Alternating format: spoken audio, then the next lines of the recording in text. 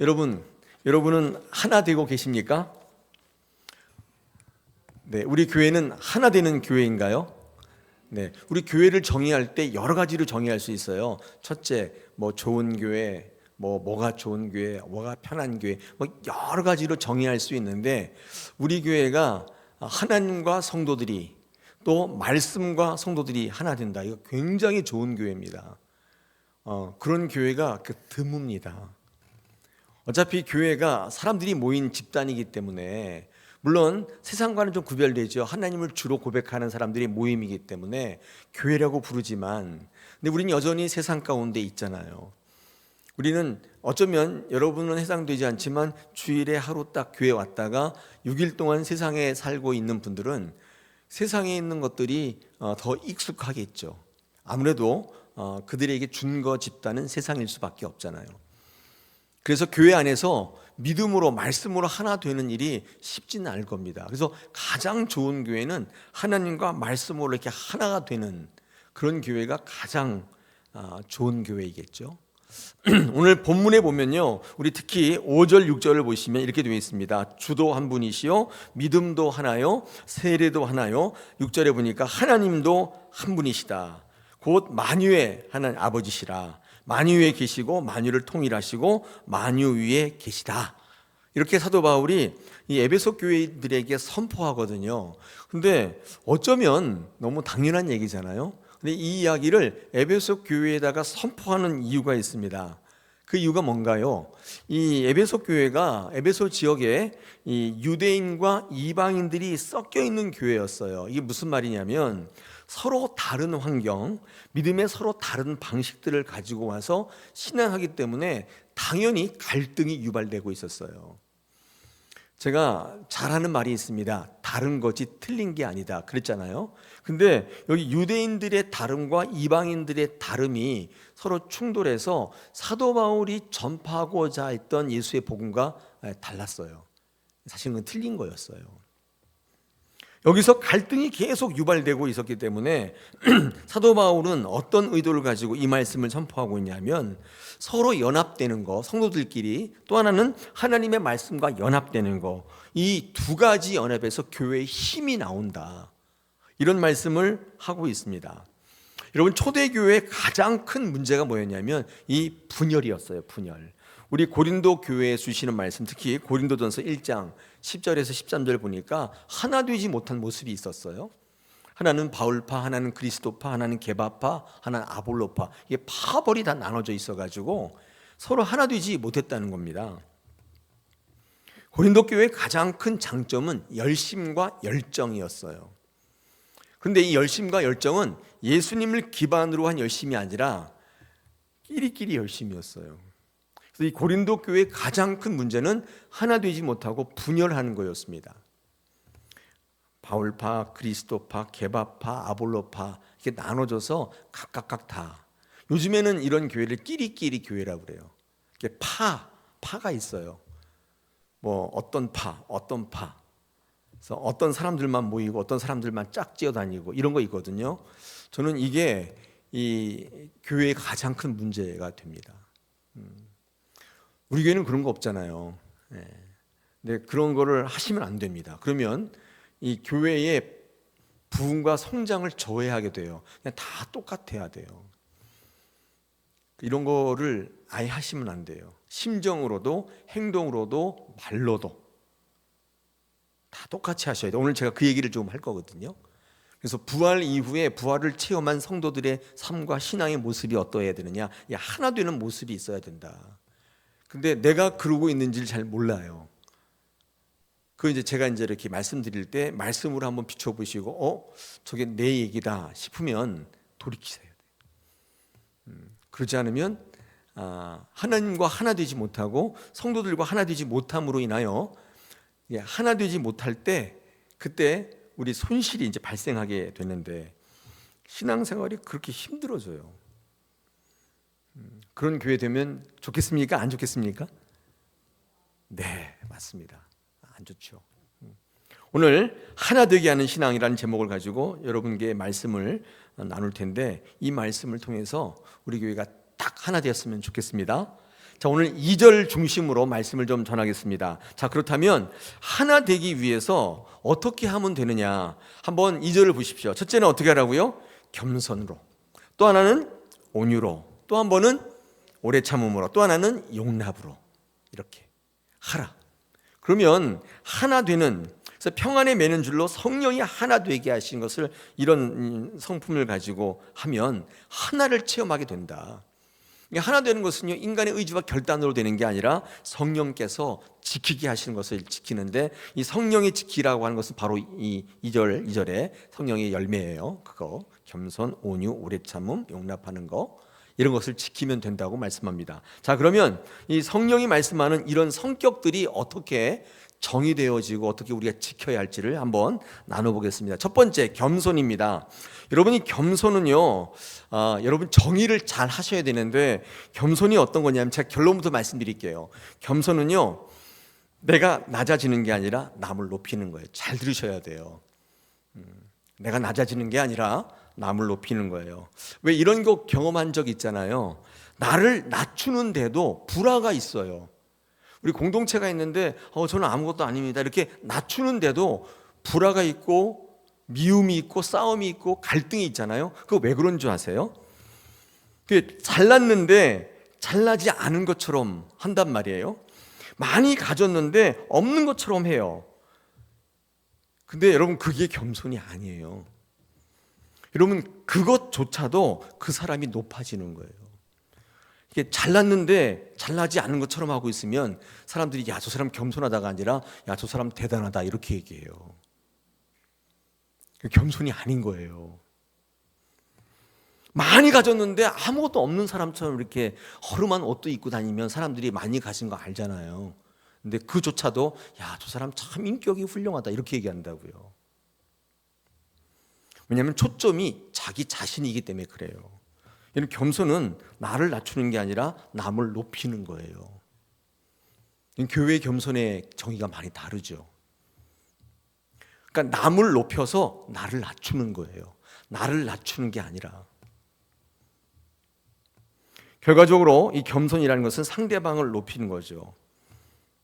그래서 남을 높여서 나를 낮추는 거예요. 나를 낮추어서 나를 높이는 게 아니에요. 그 겸손은 자기 비하가 아니에요. 겸손은 어떤 거예요? 남을 끊임없이 존중하고 끊임없이 인정해주고 남을 높이는, 이게 겸손이에요. 여러분, 그럴 때 후유증이 없어요. 나의 잘난 것은 그대로 있는데 잘나지 않은 척하는 게 그게 겸손이 아니라 내가 잘난 건 잘난 거잖아요. 근데 그로 인해서 남을 높여주는 거예요. 그러면 이렇게 불화가 없어요. 끊임없이 남을 존중해 주는 거예요. 여러분, 그렇게 될 때 서로가 높아져요. 그래서 불화가 없는 거예요. 이거를 하나가 된다는 뜻입니다. 이게 연합이라는 뜻이에요. 여러분, 예수님과의 관계도 마찬가지잖아요. 예수님과 연합, 하나됨을 이루려면, 그렇죠? 우리 찬양에 이런 거 있잖아요. 나는 주만 높이리, 그런 거 있잖아요. 내가 낮아져서 되는 게 아니라, 주님과의 관계에 올바른 하나 되면요, 내가 낮아지는 게 아니라 주를 높이는 거예요. 주 안에서 하나같이 겸손한 것 같은데, 근데 교회에 매일 분열이 있어요. 그건 왜 그러냐면 예수가 높아지지 않기 때문이에요. 교회는 예수님이 높아져야 겸손한 교회가 되는 거예요. 예수님에게 관심 없어요. 예수님이 뭐냐고 그래요. 그런 일이 어디 있냐고 그래요. 근데 자기만 네 이런다고 여러분, 교회가 겸손해지지 않습니다. 왜냐하면 주님과의 관계가 깨지기 때문에 거기는 다 인간이 높아져 있는 거거든요. 근데 그런데 딱 가보면 오래 그런 교회 안에 있으면 우리는 인식하지 못하는데 다른 사람이 딱 들어오면 전 교회가 좀 이상하다 그래요. 여러분, 교회는 주님이 높아지는 거예요. 나는 주만 높이리, 그 찬양이 좋잖아요. 나는 주만 높이리, 그 찬양이 있잖아요. 그게 얼핏 보면 되게 이상한 찬양처럼 보이지만 그게 하나 되게 하는 교회의 특징입니다. 여러분, 나는 이미 연약하고 부족해요. 뭘 더 낮춰요? 예수님 앞에, 영광 앞에 서는 거예요. 그럼 나는 무너지고 예수님의 영광 앞에 서는 것보다 더 좋은 겸손의 길은 없는 것입니다.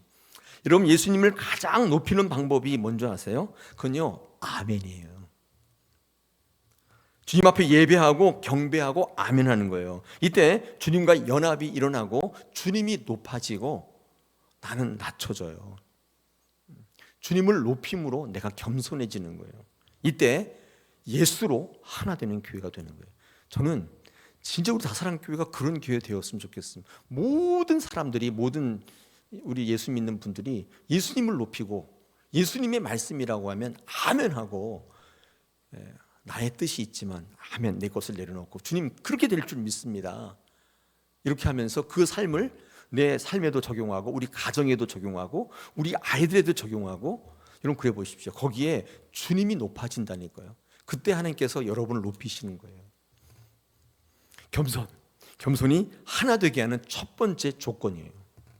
겸손의 성경적 정의를 여러분 지금 들으셨습니다. 아, 내가 낮춰주는 게 아니라 주님을 높이는 거구나. 그러니까 조금 약간 좀 생각이 좀 깊어져요. 나는 주님을 높인 적은 없거든요. 많이 가졌는데 안 가진 것처럼, 힘이 센데 힘이 약한 것처럼 이거는 했는데 주님이 높아지진 않았다. 여러분, 두 번째 교회 안에서 성령, 하나님, 성도가 다 하나 되게 하는 두 번째 조건이 있는데 그게 온유입니다. 온유. 이 성령의 열매 가운데 온유가 있는데, 여러분 온유는 설교를 많이 들으셨잖아요. 이 온유는 이런 겁니다. 통제된 힘, 그런 뜻이잖아요. 그러니까 또는 길들여진 것, 이렇게 볼 수 있어요. 이게 온유예요.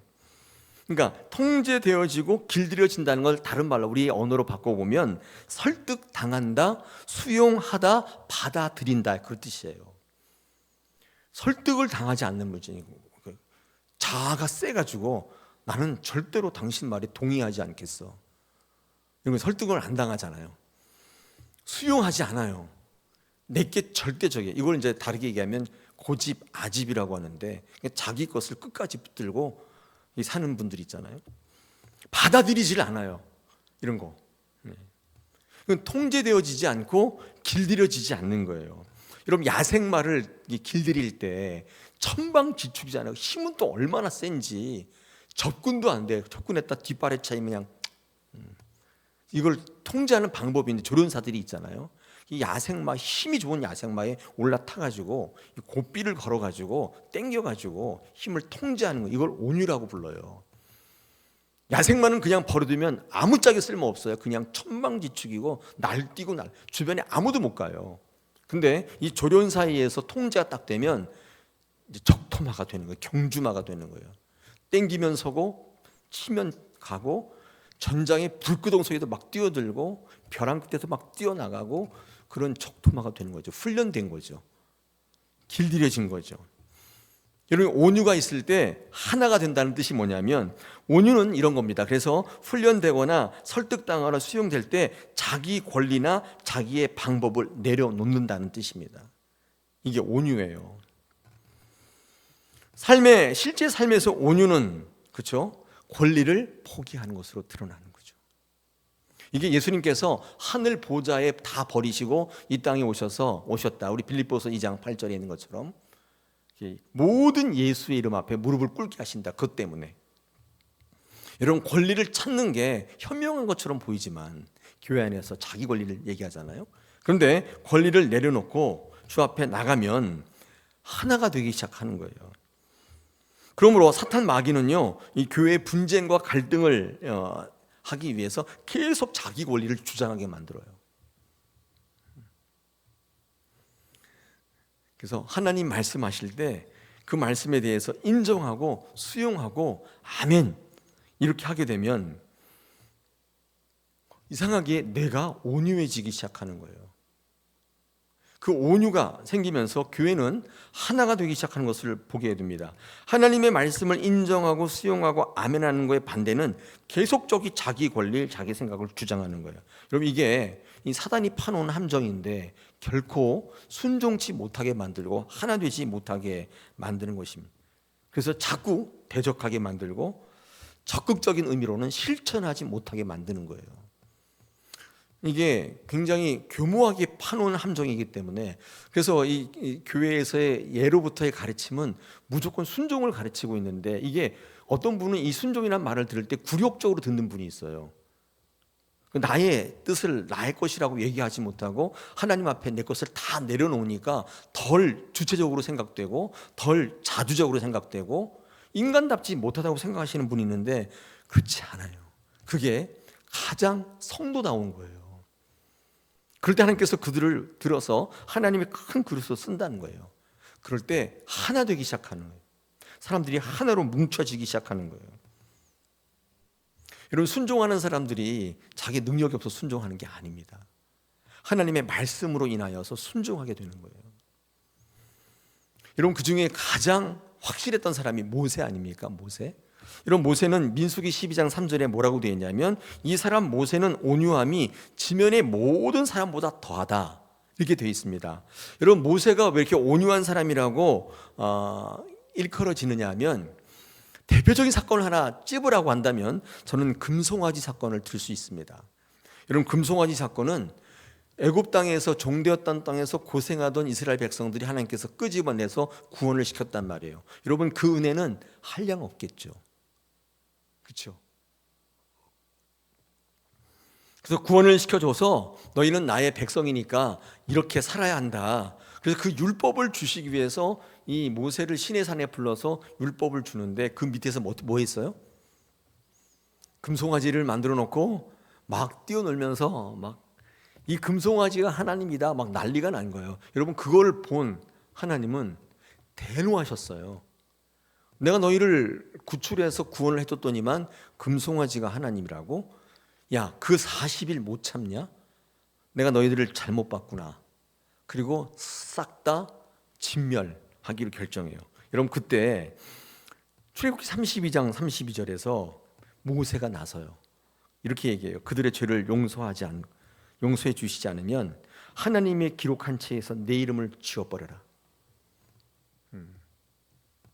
이게 무슨 말이냐면, 자기의 권리보다도 그 백성들의 이 권리, 자기 권리를 내려놓은 거죠.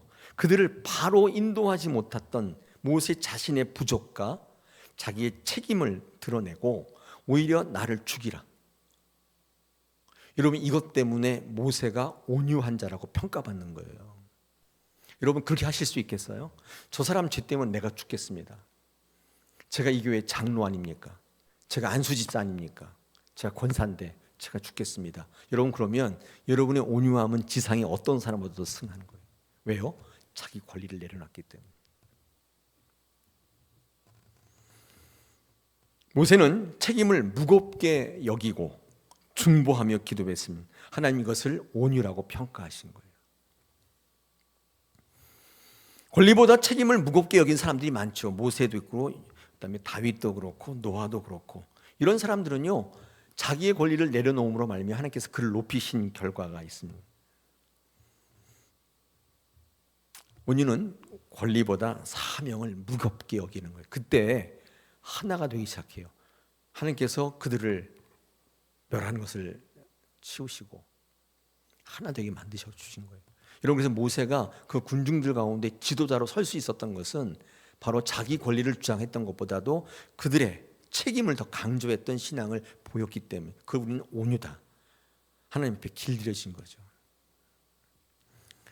우리 교회도 온유했으면 좋겠습니다. 온유는요, 제가요 이런 게 아니에요. 온유는 부드럽게 얘기하는 사람이 아니에요. 온유는 온화한 미소를 짓는 게 아니란 말이에요. 온유는 그런 뜻이 아니에요.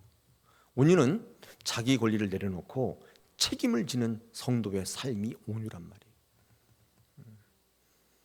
저 사람은 너무 말을 부드럽게 참 온유해. 틀린 거예요. 정의가 틀린 거예요. 그런 뜻이 아니에요. 하나 될 때 우리는 권리를 내려놓고 온유하시면 하나 되게 하는 역사가 일어나겠다. 하나님께서 그 띠로 묶겠다 말씀해 주셨습니다. 자, 세 번째 조건이 있습니다. 세 번째 조건, 하나 되기 위한 조건이 오래 참음이라고 되어 있습니다. 이거 제가 한번 말씀드린 것 같아요. 여러분, 성경에는요, 오래 참음과 인내가 구별되어 쓰이고 있는데, 오래 참음이라는 헬란 말은 마크로데미아라고 되어 있고요. 그 다음에 인내는 시프모네 이렇게 되어 있어요. 그러니까 말 자체가 달라요. 한번 조사해 공부해 보면 이 마크로데미아, 이 오래 참음이라는 것은 참는 건 똑같은데 대상이 달라요. 그러니까 사람에 대해서 오래 참는 거예요. 근데 이 히포모네는 어떤 일에 대해서 오래 참아요. 약간 다르죠. 자, 그러면 오래 참음은 다른 말로 하면 사람에 대해서 견디란 뜻이에요. 하나 돼요. 사람에 대해서 인내하라 이렇게 얘기하지 않아요. 한번 성경 용례를 찾아보시면 관주에 나오는데 사람에 대해서 히포모네를 쓴 적은 없어요. 어떤 일이 마음에 안 들어 인내하라 이렇게 돼 있죠. 근데 어떤 사람이 마음에 안 들어 오래 참으라. 여러분, 사랑은 오래 참는 거죠. 이유가 뭔지 아세요? 사랑은 사람을 대해서 하는 거예요. 그렇기 때문에 여러분, 사람 제일 힘들어요. 교회 생활, 신앙 생활 해보면 어떤 사역, 새벽 기도, 그거 하나도 안 힘들어요. 무슨 청소하고 전도, 이거 하나도 안 힘들어요. 근데 제일 힘든 게 뭐냐면 사람이 힘든 거예요. 어떤 사람이 힘들어요? 나의 뜻을 안 알아줄 때 힘들고, 나의 하는 일을 방해할 때 힘들고, 힘든 거예요. 그래서 오래 참는 게 필요하다고요. 근데 어떤 글에 보니까 그래서 이렇게 하래요. 안갚음이지, 안갚음. 앙갚음. 그보다도 안갚음. 앞에 안은 앙이고 뒤에 안은 아니에요. 갚지 않는 거. 안갚으면 갚는 거. 이거 하지 말고 안갚음으로 하라. 그래서 악을 악으로 하지 말고 선으로 이기라. 이게 오래 참음이에요. 마크로데미아. 여러분, 하나님께서 우리에게 하나 되게 하시기 위해서 우리 옆에 오래 참기 힘든 사람을 하나씩 붙여놨어요. 교회 왔는데 다 마음에 들어. 절대 그렇지 않아요. 눈에 가시 같은 사람들이 있어요. 저 사람만 아니면 내 교회 다니겠다. 그래서 그렇지 않은 환경으로 옮겨. 거기 가니까 더 많아.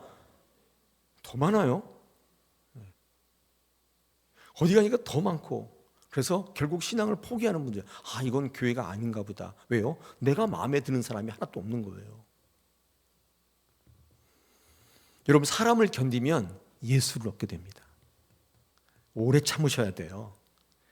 그래서 이런 거 있잖아요. 나 참을 만큼 참았어. 아니요, 더 참으셔야 돼요. 그게 신앙일 수밖에 없어요. 참기 힘드시면요, 조금 쉬세요. 좀 쉬셔야 돼요. 우리는 사람에 대해서는 참 참기 어려운데, 왜냐하면 이 사역에 대해서는 힘들면 잠깐 쉬면 되잖아요. 근데 사람은 쉴 수가 없어요. 안 볼 수가 없기 때문에. 그래서 우리가 신앙에서 하나 되게 하기 위해서 하나님께서 반드시 우리 옆에 옆구리에 가시 같은 사람들을 붙여놔요. 그 사람 때문에 오래 참게 만들어요. 그럼 되게 웃기는 게, 그 오래 참게 되잖아요. 그럼 뭘 얻는다? 예수를 얻어요. 예수님의 관계가 바로 서게 돼요. 사람들과의 관계가 너무 좋고 그러면, 참는 것도 없고 그러면 예수의 관계가 다 깨져요. 근데 사람에 대해서 오래 참잖아요. 배신을 경험하게 되고 배반을 경험하게 되면 하나님께로 가게 돼서 하나님과 관계가 깊어져요. 하나님께서는 내게로 오게 하실 때 배신을 사용하세요. 사람에 대해서 학을 띠게 만들어요. 그래서 결과적으로 믿을 건 하나님밖에 없구나, 이 생각을 가지고 주 앞에 나오게 돼요. 그때 사람도 없고 예수를 얻게 되는 놀라운 역사가 우리 삶의 자리에 일어난다는 것입니다. 여러분, 창세기 6장 9절에 노아가 당대 의인이요 이렇게 되어 있잖아요. 완전한 자다 이렇게 되어 있는데, 여러분이 당대 의롭다고 하는 거 있잖아요. 의롭다. 그때 의인은요, 제가 의인은 정의 이런 뜻이 아니라 공의예요. 하나님과의 관계가 좋다는 뜻이에요. 저 사람은 의롭다 하면 그 사람 참 의리가 좋다 그런 뜻이 아니라 하나님의 관계가 참 좋다는 뜻이에요. 이 말이 무슨 말이냐면, 하나님과의 올바른 관계 속에 있었기 때문에 노아는 사람에 대해서 오래 참는 사람이었어요. 노아에 대해서 의롭다고 얘기한 것은 그가 올바른 일을 했기 때문이라기보다는 하나님과의 관계, 좋은 관계 속에서 사람들이 자기한테 해코지할 때 오래 참았어요. 노아는 어떤 사람이에요? 의로운 사람이에요. 그래서 120년 동안 방주를 지으면서 그는 하나님 앞에 의롭다는 이야기를 듣게 된 것입니다. 여러분, 그러므로 하나님과의 깊은 연합은 사람과의 깊은 연합으로 나타납니다. 이런 거 있잖아요. 하나님을 믿는 자들이 하나님과의 연합을 뜻하는데, 그러니까 하나님을 믿는 사람들이 하나님과 연합을 이루려면 하나님을 믿는 사람들과 연합이 필요한 거예요. 그러니까 하나님의 연합은 보이지 하나님과 어떻게 연합을 해요? 하나님을 믿는 사람들과 좋은 관계를 누리는 것이 곧 하나님과의 연합을 뜻하는 거예요. 여러분, 그럴 때 하나님 안에서 하나됨을 경험하게 돼요. 근데 그 유익이 놀라울 정도로 커요. 세상의 어떤 어려움 속에서 항상 견뎌내게 만들고 그 공동체 속에서 우리는 성장을 경험하게 된다는 것입니다. 그래서 오늘 하나 되지 못하는 것 중에 성령의 열매가 있는데 오래 참는 거예요. 하나 되게 되는 놀라운 사실이죠. 오늘 이 사도 바울이 에베소서를 통해서 그 얘기를 이제 하고 있는 것입니다. 자, 네 번째 있어요. 용납. 하나 되기 위한 네 번째 조건이 용납인데, 이 용납이란 단어를 킹 제임스 버전의 영어 책이잖아요. 영어 성경 보니까 이렇게 되어 있습니다. 그러니까 사랑 가운데 용납하라, 이 말을 이 킹 제임스 버전은 어떻게 번역했냐면 bearing one another in love, 이렇게 되어 있어요. bear라고 하는 것은 원래 참다라는 뜻이거든요. 근데 이게 다른 말로 임신한다는 뜻도 있어요. bear. 여기서 birth가 나온 거예요. 단어가. 그러니까 이 bear는 참다라는 의미도 있지만 임신하다는 뜻이 있는데, 그럼 임신하면 어떻게 돼요? 아파요. 저 안 해봤지만 우리 교회는 남자분들 임신한 분 별로 안 계세요. 근데 보면 임신한 분들 아파요. 그런 차원에서 남들도 한번 임신 좀 해봐야 돼. 그게 얼마나 그게 아픈지를 알 거 아니에요. 당연히 아이가 나오는 줄 알고 있지만 얼마나 고통스러워요. 근데 여기서 이 사랑 가운데 용납하다는 단어 중에 용납을 이 bear, 참다, 품다, 임신하다는 단어로 쓰였다는 게 굉장히 의미 있는 거잖아요. 왜냐하면 이 훈정역 성경에서 이 저자는 이 용납한다는 의미를 무엇인가를 품는다는 것으로 생각했던 것 같아요. 왜냐하면 품으면 무조건 아픕니다. 다른 사람들을 품잖아요. 그러면 이게 진짜 아파요. 그리고 우리 요즘 총동원 전도하잖아요. 태신자 품는 거잖아요. 굉장히 아픕니다. 우리 여성분들, 우리 자녀들 낳을 때 한번 생각해 보세요. 얼마나 아파요. 이게 태신자라고 이름 붙인 이유가 거기에 있어요. 이걸 어떻게 해야, 우리 자녀 낳을 때 이걸 어떻게 그러지는 않잖아요. 우리 교회가 정말 하나님이 만든 공동체가 되려면 낳아야 돼요. 품었다가 낳는 거예요. 여러분, 그래서 기간이 좀 있는 거예요. 9월 달까지. 10달은 아니지만 품어야 돼요. 그래서 병원도 가야 되고 뭐죠? 입덧도 하고 배도 막 튀어나오고 뒤뚱거리고 허리도 아프고 이런 고통이 수반되는 것입니다. 그게 용납이에요. 용납. 킹 제임스 버전의 이 단어가 굉장히 의미 있지 않습니까? 용납하는 거예요. 그래서 하나가 되려면 무조건 품으셔야 돼요. 품어야 돼요. 자기 문제처럼 아파해야 돼요. 품으면 무조건 아파요. 하려고 하는 사단의 시도는 뭐냐면 안 아프게 하는 거예요. 품지 않으려고 하는 거예요. 그냥 무관심, 그냥 무감각해지는 거예요. 우리 주일 예배 때 들었잖아요. 무반응. 무반응. 마태복음 17장 11절에서 피리를 불어도 춤도 안 춰요. 슬피 울어도 가슴도 안 쳐요. 아멘도 안 해요. 웃겨도 안 웃어요. 여러분, 그러면 하나 되지 못하는. 여러분, 용납하십시오. 품으세요. 여러분, 주변 옆에 보세요. 옆에 마음에 들어요? 네, 네. 마음에 드신 분이 앉아 계신가 보다. 네. 마음에 안 들면 품으세요. 품으시고 아파하세요. 여러분, 아프시면 하나가 되는 것입니다. 이 하나됨의 근거 중에 하나가 아픈 거예요. 어디까지가 내 몸인 줄 아세요? 아픈 데까지. 제가 어떤 책 보다 보니까 여러분 샴 쌍둥이라고 들어보셨어요? 머리는 두 개고 몸이 하나인 그런 샴. 그게 어느 나라 쌍둥이죠? 뭐 있었잖아요. 근데 이거 딱 보면서 많은 사람들이 굉장히 궁금해한 게 뭐냐면 이게 둘이야 하나야? 머리는 둘이고 몸은 하나인데 이걸 둘이라고 해야 돼요? 하나야 돼요? 뭐 어떻게 해야 돼요? 네. 그때 유명한 말이 있어요. 유명한 말이 있는데 이런 말이 있어요. 한쪽 머리를 후드려 때려요. 혼자 울면 둘이고 같이 울면 하나다. 이해하셨어요? 아휴, 몸이 하나인데 머리가 둘이잖아요. 머리 한 통을 딱 때려요. 근데 때린 애만 울면 둘이에요. 근데 때렸는데 얘도 같이 울어요. 그럼 하나라니까. 이제 이해되셨죠? 여러분 우리 교회가 하나인지 어떻게 알 수 있는 줄 아세요? 어떤 사람 한번 확 후려차 보면 그 사람만 울고 있잖아요. 거기는 하나 아니에요. 다 같이 울어주는 거 있잖아요. 그거 하나라고요. 아픈 데까지만 나예요. 목사 한 대 후려치면은 고소하시죠. 네. 그럼 하나 아니고 저 목사 얼마나 힘들까. 같이 울어주면 하나인 거예요. 왜 이런 유명한 대사 있잖아요. 아프냐? 나도 아프다.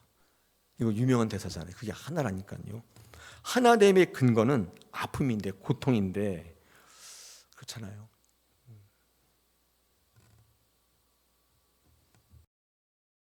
요즘에 그 AI 열풍이 일잖아요. AI는 굉장히 명석하고 똑똑한데 얘의 단점이 뭔지 아세요?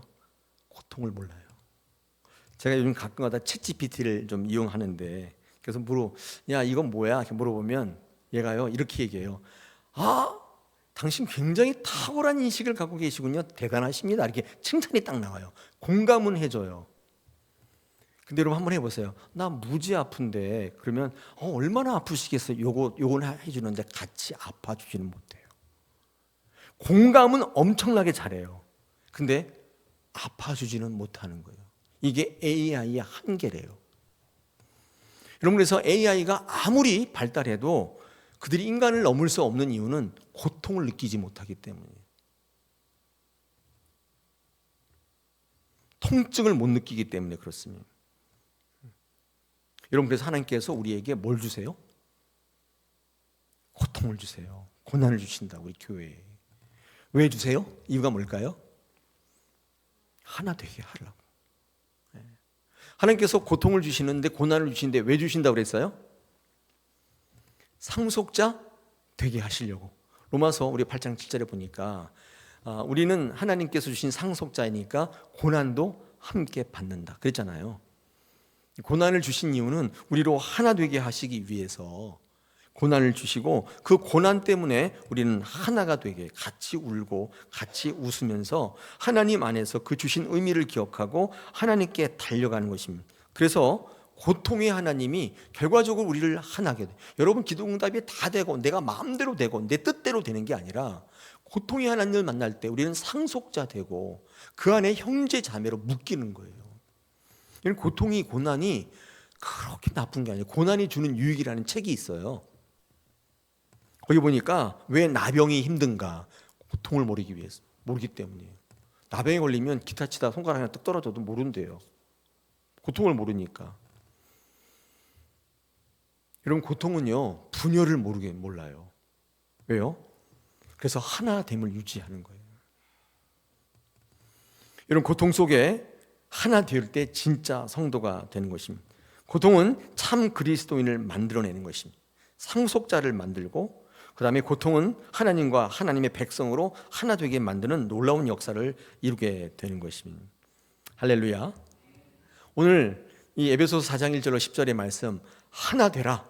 근데 오늘 4절 5절에 보니까 몸도 하나요 성령도 하나고 또 하나님도 하나다 믿음도 하나다 세례도 하나다 이렇게 말하는 것은 그 안에 유대적 그리스도인들이 들어와 가지고 계속 다른 세례 무슨 성령 세례 불세례 이런 거 얘기하면서 예수님이 직접 모범을 보였던 세례를 무력화시키고, 그 다음에 하나님이, 유대교회 하나님을 자꾸 얘기하면서 이 땅에 인간 되어 오신 예수 그리스도가 하나님이라는 사실을 은근히 부정하고,